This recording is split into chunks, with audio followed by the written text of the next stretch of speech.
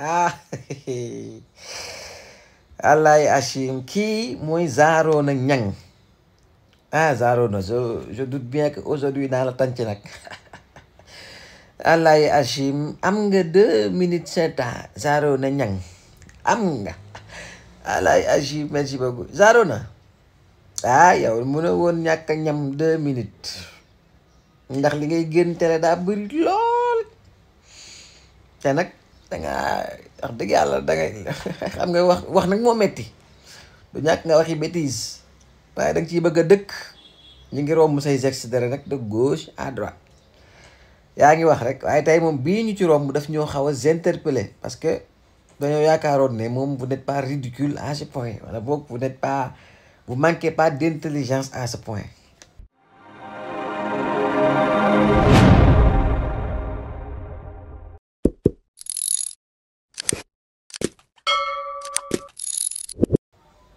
ndax dem ba dégg la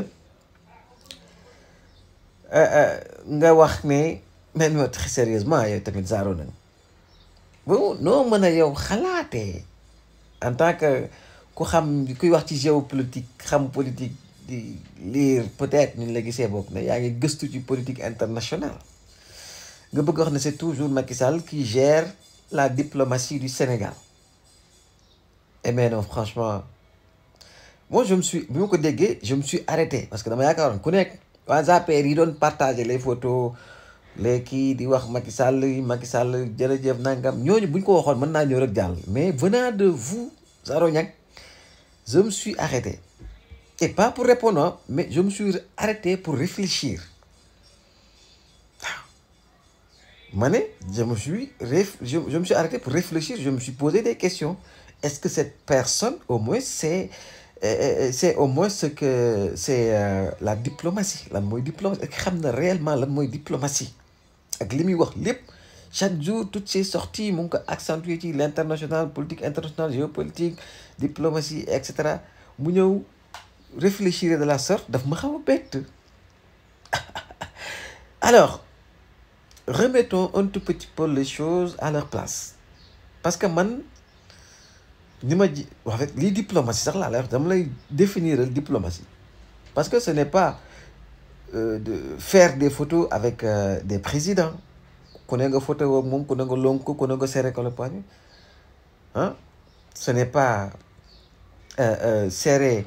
ñu koy wax sax nuyonte dans les salons dorés ci hôtel yeeg ñoom seen la diplomatie c'est un outil stratégique bu am réew di am c'est l'art de défendre les intérêts d'un pays à l'international.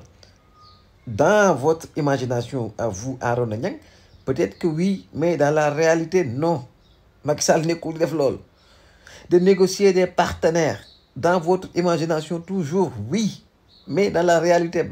déggoo fi benn partenaire bu dugg si depuis le 2 avril bi ñu nommé Diomaye Faye ñu ne kii Macky Sall la ko fi indi. Résoudre des conflits sans faire la guerre. Ban Macky Sall ban conflit nga dégg mu résoudre ko fi ban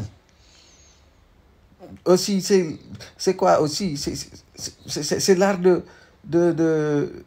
faire entendre sa voix dans les nu ñu koy waxee sax dans le concert des nations par exemple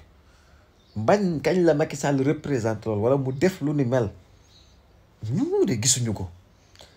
et diplomatie comme ni nga ko waxee Macky Sall ce qu'il fait yooyu li ngeen gis da ngeen yaakaar ne il est toujours dans des missions diplomatiques mais c'est quoi les vraies missions diplomatiques ce sont des choses précises yu nit mën a teg loxo ne lii mooy mission diplomatique par exemple représenter le pays dans les sommets stratégiques ban sommet stratégique ngeen gis mu am ci àdduna bi depuis le 2 ñu ne c'est Macky Sall qui représente le Sénégal protéger les ressortissants à l'étranger Macky Sall il ne protège même plus ses militants apéristes à l'international bay protéger les ressortissants sénégalais man noonu laa comprendre moo tax je me suis arrêté pour réfléchir gérer ay crise ça fait partie des vraies missions diplomatiques ban crise ngeen gis Macky Sall est en train de la gérer depuis l'international ndax mu ngi créer ay alliance en fait en fait nekk ci mission diplomatique ça demande de la légitimité des institutions une ligne politique claire et surtout un mandat te Macky Sall yoratu ko am ko maintenant ce qui se passe c'est que l'ironie est bien placée oui. Alors, quand on voit un ancien président en costume invité ici ou là, dem fi souriant devant les caméras, takk costume, liisal karaw, xam nga, rocc ay tuñam, faut pas confondre. Ce n'est pas de la diplomatie. Voilà, c'est du mannequinat géopolitique, de la figuration institutionnelle, du tourisme standing. Macky Sall lii mu nekk di def di wër fu ne mu tambaambal fa wër fu ne mu dugal fa sol costume sol ay badge à part ngeen jàpp ne mi ngi ci diplomatie teg ko ci lan il a serré la main ak ceci il a serré ak le président kañ leen fa gis sax mu taxaw ak des présidents parce que photo yi nga gis ñu wane ko mu toog ak Poutine ay waa APR tàngalaat ko kii date de 2021 Arabie Saoudite kii date de 2022 Joe Biden kii date de 2022 ak ba ko Macron invité di ko yónni pour mu devenir cag-cag des 4P là yooyu ngeen gis yaakaar ne il est toujours dans des missions diplomatiques mooy gère diplomatie Sénégal. Macky Sall n'a plus aucun pouvoir diplomatique. Il peut être invité par courtoisie, honoré pour ses anciens rôles de président, mais il ne signifie plus rien. Il ne décide plus de rien. Il ne représente plus officiellement le Sénégal, ni les Sénégalais d'ailleurs. Amul kenn koo xam ne si rek maanaam da war ngaa toog di gis Macky Sall muy def lii muy def nga yaakaar ne Sénégal la dem di représenter moom lay liggéeyal non non mukk. Aujourd'hui la diplomatie du Sénégal est entre les mains d'un nouveau gouvernement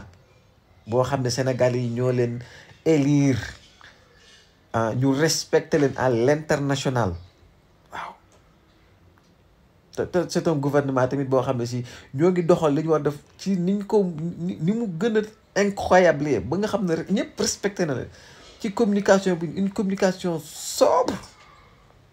mais actif et tamit gouvernement bu nu koy waxee sax bu souverain dans ses choix néewul réew bii la dëgmal bii fépp fu ay intérêt Sénégal nekk gagnant ils sont prêts à aller là-bas négocier nangam def de la diplomatie. Alors yow ak ñu mel ne yow ñi nga xam ne si vous pensez que Macky Sall gère encore qui que ce soit wala quoi que ce soit dans ce pays bu leen nekk di confondre diplomatie avec ñu koy waxee sax le décorium confondre fonction de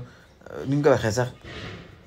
koo xam ne si ni ci moom ci ay souvenirs am la nekk en tout cas peut-être di ci jouir comme ça là de d'ancien président boo xam ne am nga yenn contact ak yooyu noonu ma ne ce qu'il est en train de faire fu na mu lambari fi en tant que ancien chef de l'État ñu koy yónni fu na muy jouer la cag-cog waaw c'est le premier pas vers le ridicule loolu mooy dëgg bu leen ñu sonal ak Macky Sall mooy gérer diplomatie Sénégal en diplomatie ce n'est pas celui qui parle le plus qu'on écoute c'est celui qu'on respecte le plus. Et aujourd'hui, ce respect est dirigé vers Wallahi Hachim, Bass Faye mi Sëñ Ngundu ak Koromak. Que ça vous plaise ou non. yaa ngi def nag ay calendrier waa APR nan la teel a nan la ko nangul nag bu ay calendrier ngay def pour ñëw pour dugg nañ ko teel a comprendre ñoom it teel laa accueillir ndax je pense que ñu ngi leen amal tuuti njëriñ au moins yenn saa yi nga waxee xam-xam Wallahi Hachim Zaro na ñàkk gone gii moo xorom rek.